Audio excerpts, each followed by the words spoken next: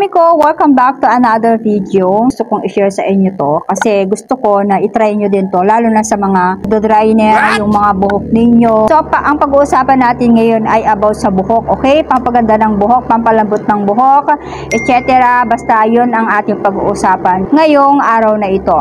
Kung dry na yung buhok ninyo, sobrang tigas dahil sa color ng hair ninyo, nag-i-split ends and matigas, tapos rebonded, and nagpa-bleach kayo, ito yung dapat nyong gamitin. Yung buhok ko kasi, mga mami ko, ay nagda-dry. Super dry niya kasi nga dahil sa kulay na pinakulay ko. And habang tumatagal kasi yung color, mga mami ko, pangit ng papangit yung buhok natin, pa-dry ng pa-dry yung buhok natin. So, tinry ko nga siya, mga mami ko, dahil naubusan ako ng serum sa aking buhok. Kaya naman yung buhok ko ay talagang nag-dry na naman siya ulit.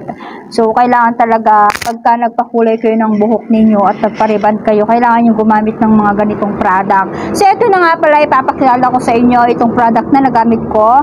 Ito nga si Hin Beauty Keracondi. Medyo maliit siya. Nabili ko to ng 130 pesos. So, ito nga pala yung hair ko. Kagagamit ko lang siya, katatapos ko lang maligo. Nakita nyo yung unang video ko, sobrang dry niya. Ito yung pamalit ko sa conditioner. Ito yung kinu-conditioner ko. Paano siya gamitin, mga mami ko, after nyo mag-shampoo. Tapos, pigaan nyo ng mabuti yung hair nyo, yung halos wala ng tubig yung hair nyo. Basta, pigain nyo yung buhok ninyo after nyo mag-shampoo. Tapos, ilagay nyo to. Parang conditioner lang siya. Tapos, ibabad nyo ng 2 to 3 times. Ay, 2 to 3 minutes yung ibabad sa buhok ninyo. Huwag nyo agad babanlawan. So, ito yung itsura niya, oh. Tapos, medyo kapalan nyo yung paglagay nyo. Huwag nyong titipirin, ha? Kasi, parang, unang-una kasi tinitipid ko, mga mami ko, kasi kala ko, pag konti lang din, ay malalambot na yung hair ko. So, hindi siya ganun. Kailangan damihan nyo yung pag-apply, pag-gamit nito. So, kung saan yung madry na sobrang dry, kunwari like ito, sa may kulay na to, sa may kulay na to, dito ko talaga pinupuno, dito ko dinadamihan. Kasi nga, di ba yung color niya, ayan yung color niya, mga sis. Ayan, sobrang ano nito, sobrang tigas niya, lalo na sa umaga, mga sis. Ang tigas ng buhok ko, tas ang pangit talaga. Sobrang dry na dry talaga yung buhok ko. Kaya naman naisipan kong itry ito at baka sakaling hiyang itong product na to sa buhok kong matigas. Kasi mahilig din talaga akong magkulay ng buhok. Pero matagal na to, siguro 2 years na to, mga sis. Hanggang dyan pa lang siya, oh. Pero pababa na siya. Sobrang bango niya. Yung bango niya nagtatagal talaga sa buhok ninyo. And hindi kayo dito dadandrafin. Kasi may mga conditioner, di ba, na pag nag-conditioner kayo, nalagyan yung anit ninyo, hindi nyo masyadong nabanlawan, magkakadandraf kayo. Ito hindi, mga mami ko. Hindi siya makati sa ulo. First time ko siyang gamitin, pero no, first time ko siya kasing gamitin, mga mami ko, hindi ko masyadong nagugustuhan kasi nga parang after kong maligo, siyempre, basa na siya, mga sis. Yung ini-expect ko talaga yung after mo maligo, di ba, pag basa yung hair mo, nakapag-towel ka na, yung madali lang siyang suklayin. Ito hindi. Hindi siya ganun. Hindi siya madaling suklayin din. Parang, alam mo yun, yung normal na, ano talaga, conditioner lang din talaga siya. Ganun yung experience ko. Ewan ko sa iba kung ganun din yung experience nila. May sinusuklay mo. Parang buhol din sa buhok na parang, ay ewan, basta ganun yung na-experience ko dito sa conditioner na to. Pero, yun nga, sinabi ko nga sa inyo, mga mami ko, maganda siya sa mga may color. Matagal na color mo na. Ito, makakatulong ito sa hair ninyo. Sabi ko nga sa inyo, huwag nyong ini-expect na talagang lalambot yung hair ninyo, lalo na tapos yung maligo. Pero after nun, mga mami ko, okay naman siya. And ilang days ko pa lang naman siyang ginagamit. Pero okay na siya, mga mami ko. Siguro, tayin pa natin yung mga susunod pang mga araw. Maganda siya. Ayan. Maganda siya sa buhok. And sobrang nagustuhan ko yung bango niya. Hanggang ngayon, nandito pa rin yung bango niya. Napakabango nito, mga sis.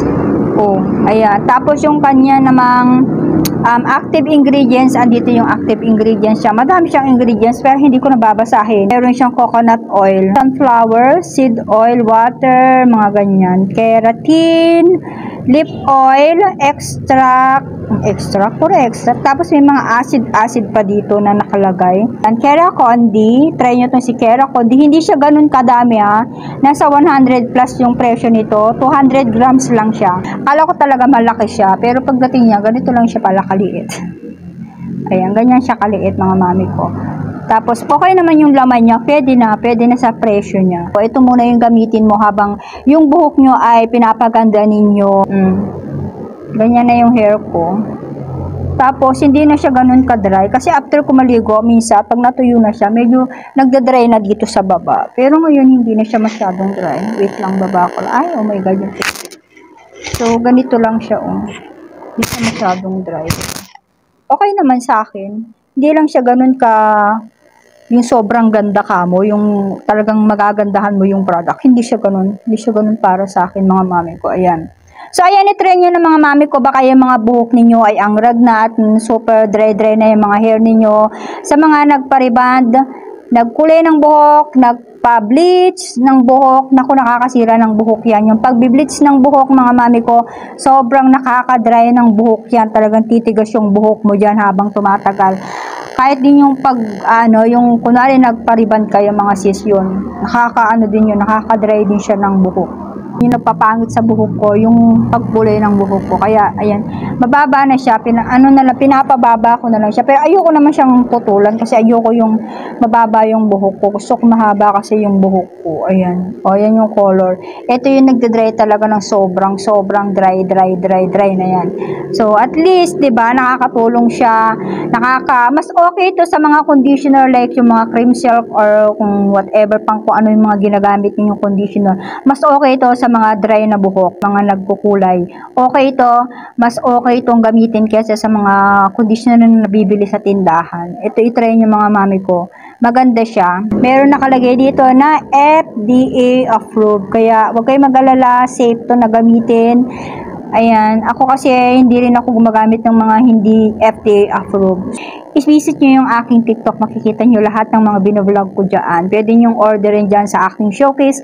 I-click nyo lang yung showcase ko at makikita nyo yung mga product na ginagamit ko dito sa mga vlog ko. Thank you for watching. Please don't forget to subscribe, like, and share. Bye!